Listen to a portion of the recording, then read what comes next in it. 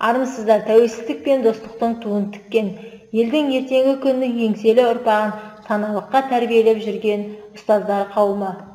Импровизацияланған креативті тапсырмалар бөліміне өзімнің сабақ беріп жүрген 7-ші сыныпқа Қазақстан тарихынан сырымды атылы бастаған ұлт азаттық қозғалыс сабағымды өткіздім.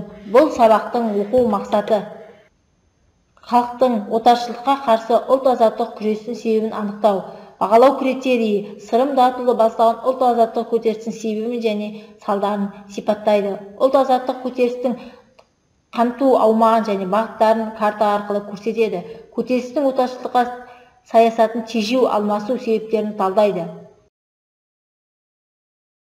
Оқушыларды 3 топқа бөлу мақсатында барабанды айналдыру арқылы топ мүшесін сайлаймыз.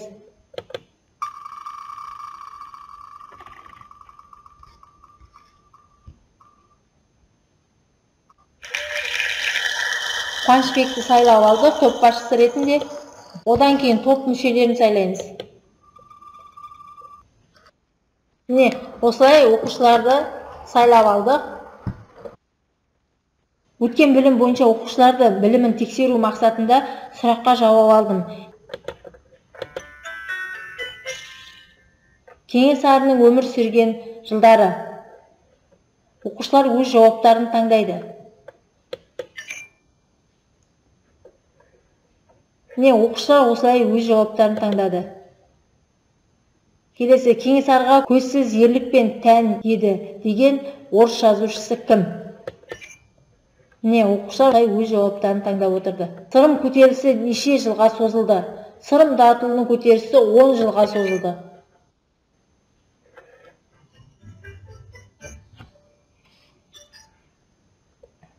Міне, олардың нәтижесі көрсетілетін болады.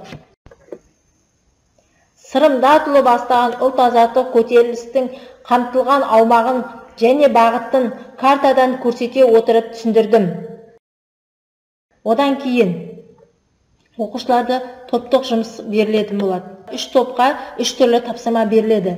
Бірінші топқа көтерілістің шығу себептерін және қозғаушы күштерін анықтайды. Екінші топ сырымды атылының кіші жүздің қазақтардың қандай құқықтарын қорғау керектігін анықтайды. Үшінші топ ұлт азаттық көтерілістің жеңілу себептері мен тарихы маңызын анықтайтын болады. Келесі жұптық жұмыста оқушыларға сұрақтар беріледі. Осы сұрақтар арқылы оқушылар өз жауаптарын анықтайды. Осы тапсырма арқылы оқушыларға термин сөздігі беріледі. Термин сөздің түсініктемесін беретін болады оқушылар.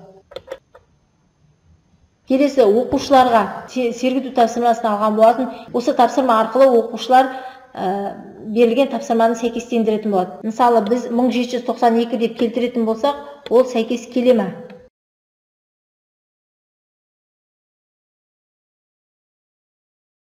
Келесі, осылай тапсырмаларды оқушылар табатын болады. 1744 жылы орыс бекінісі салынды.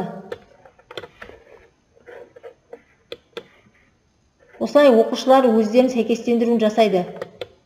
Одан кейін алған білімдерін тексеру мақсатында көздес арқылы кері байланыс алдым. Оқушылар өздерінің аты жөндерін жазып, тапсырманы орындайтын болады.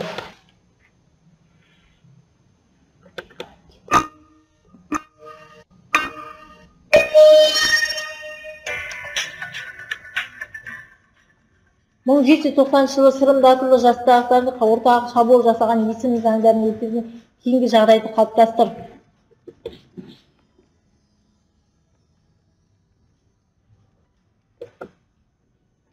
Келесі сырымды атылы көтеріліс негізі қорғау күші. Осылай оқушылар өздерінің жауаптарын анықтап отырады.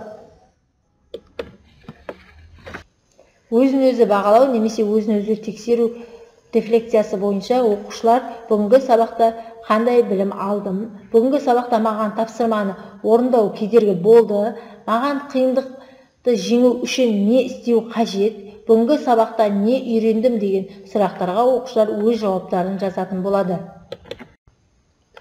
Оқушылар үй тапсырмасына Сырым батырды өз кезеңінде әйгілі тұлғасы деп есептеуге болама деген 150 сөзден тұратын эссе жазатын болады. Назарларыңызға рахмет.